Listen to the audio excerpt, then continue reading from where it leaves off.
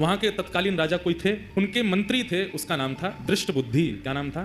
दृष्टबुद्धि। दृष्टबुद्धि के पास जाकर के दाई माँ ने कहा, मैं दासी हूं, बहुत निपुण हूं, आप मुझे जो काम कहेंगे मैं करने को तैयार हूं, मुझे कोई नौकरी दे दीजिए। माँ को लगा अब उत्तर भारत में कम से कम इतने 1000 किलोमीटर की दूरी है, कम से कम यहाँ सुरक्षित रहेंगे राजकुमार। दृष्टबुद्धि कुंतलपुर के राजा के मंत्री हैं। मंत्री ने जैसे देखा, अच्छा ठीक है, हमारे यहाँ तो बहुत सेविकाएं हैं, काम तो लगे रहते हैं, क्या कर सकती हो? बोले जो कहोगे वो करने को। और ये तुम्हारा बालक, ये तो छोटा है, खेल लेगा यहाँ बाहर बच्चों के साथ में, ठीक है। तो वहां उस धाई माँ को एक नौकरी मिल गई, राजा के दरबार में कुछ काम आदि करती। और चंद्रहास राजकुमार, अब पूरा नगर दाई माँ को जानता है, जितने लोग जानते हैं सब कहते हैं ये बालक कौन है? बोले कि ये दासी पुत्र है।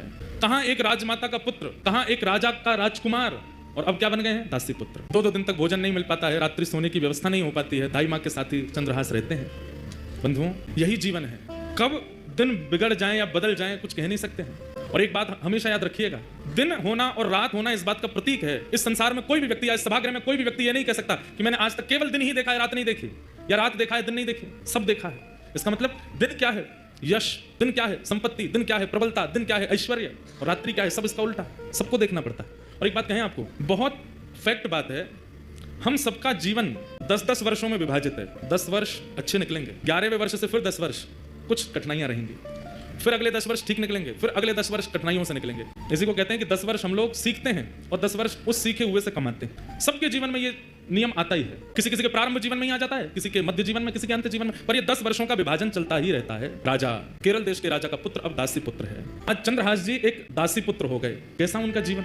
छोटे बच्चों के साथ में बाहर गली में खेलते हैं, नाली में गिर जाते हैं, सब कुछ राजकीय अब नष्ट हो चुका है और दासी पुत्र के नाम से ही जाने जाते हैं। लेकिन ठाकुर जी जब परीक्षा लेने पे आते हैं तो बंधु अति कर देते हैं कई बार। 5 वर्ष की आयु हुई चंद्रहास जी की, और जो दाई माँ उनको लेके भागी थी बचाने के लिए, अब उसके प्राण निकलने लगे। कोई नहीं है अब चंद्रहास जी का इस दुनिया में, माता पिता परिवार सब मारा जा चुका है, एक दाई माँ है बस।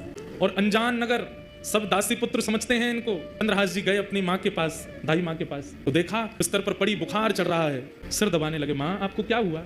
चंद्रहास का हाथ पकड़ लिया, बालक अब मैं जाने वाली हूँ। अब जा रही हो? मैं किसके पास जाऊंगा फिर? मेरा कौन है यहाँ पे? माता पिता जा चुके हैं, आप मुझे यहाँ ले आई, मैं आपको ही माँ मानता हूँ। यहाँ सब लोग मुझे जानते नहीं है, मुझे कोई पूछता भी नहीं। आप भोजन कराती हैं तो मैं खाता हूँ, आप मुझे नहलाती हैं तो मैं नहा लेता हूँ, मैं किसके पास रहूंगा अब? सुनो चंद्रहास, इधर आओ। आज के बाद कोई पूछे तुम्हारी माँ कौन है तो कहना कृष्ण मेरी माँ है। कोई पूछे तुम्हारे पिता कौन है तो कहना कृष्ण मेरे पिता। कोई पूछे कि तुम्हारा आश्रय कहाँ है, श्री कृष्ण के चरणार बिंदों को ही अपना आश्रय बताना। कोई पूछे तुम्हारा सर्वस्व कौन है तो कृष्ण ही तुम्हारे सर्वस्व है। बोलो चंद्रहास, तुम्हारी माँ कौन है? चंद्रहास रोते हुए बोलते हैं कृष्ण मेरी माँ है। जानते भी नहीं है कृष्ण है कौन, बस माँ समझा रही है। कौन है तुम्हारी माँ? कृष्ण मेरी माँ। तुम्हारे पिता कौन है? कृष्ण मेरे पिता।